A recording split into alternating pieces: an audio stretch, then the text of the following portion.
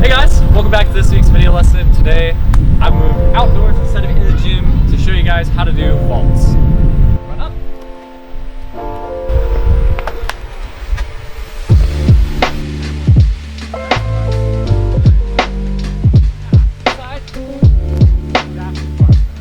So on all of our video lessons that I've made, I've told you guys you can practice this all outside. I know it's easy for me to say, but today I'm going to be showing you guys you can by this entire lesson we're going to be doing here at Harveston Park in Murrieta.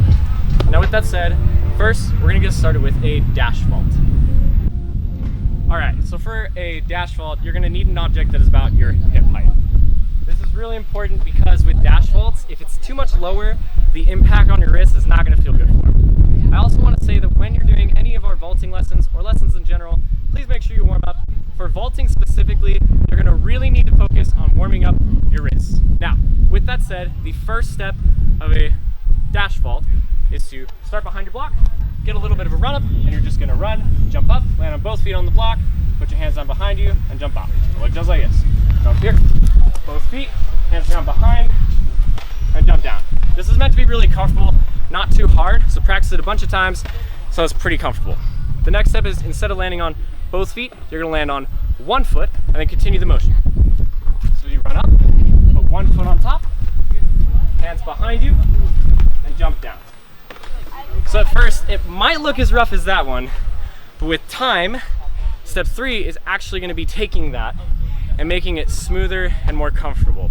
So you're going to practice that a bunch of times until you can do it without any hesitation on that first foot, just putting your foot down, hands out behind you, and then jumping off. That'll look like this.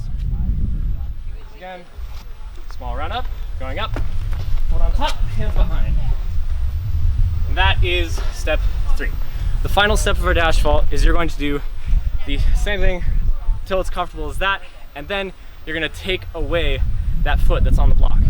Now, once you've gotten this to where you are ready to do a dash vault, your foot going on the block is really more of a mental cushion. It's not really needed. If you still need it, practice that more. But once you don't need it, lift your foot up in the air a little higher. It's going to take some commitment. You can do it, and then put your hands down behind you and jump over. It'll look just like this. Start behind, run up. And with that, you got yourself a dash vault.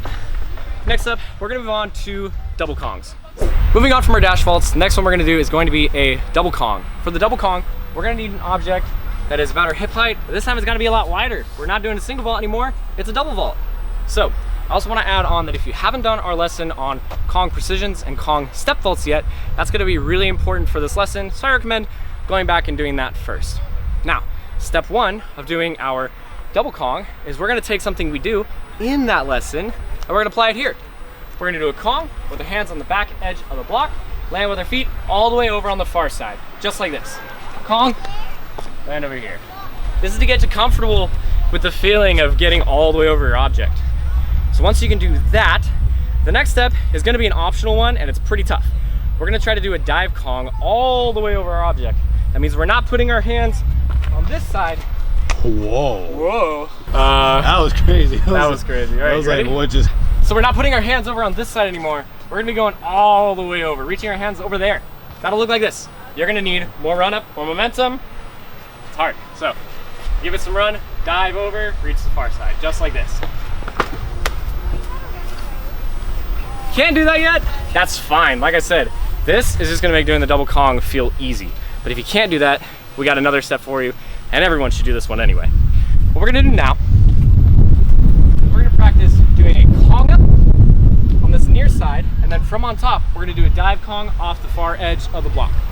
It'll look like this. You're going to go just kong up, immediately to a dive kong out.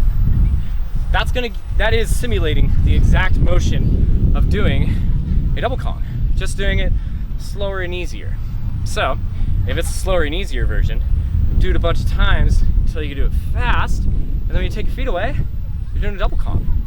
And that's what we're going to do for the last step. Once you can do it to where it is really smooth and you don't need to land on your feet, you're going to try to take them away, because at that point it's a mental cushion. So that will look like this.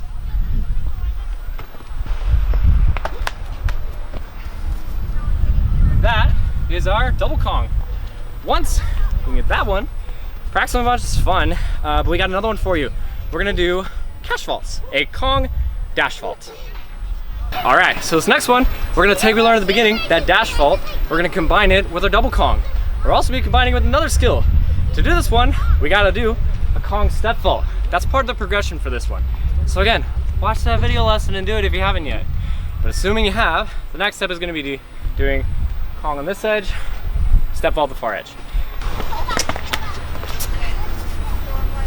Cool. So, how we're gonna change this so it becomes more like a dash vault is we're gonna put our hand and foot down on the edge. We're gonna try to put less weight on that foot every time. We're gonna start putting both hands down. So, come over here.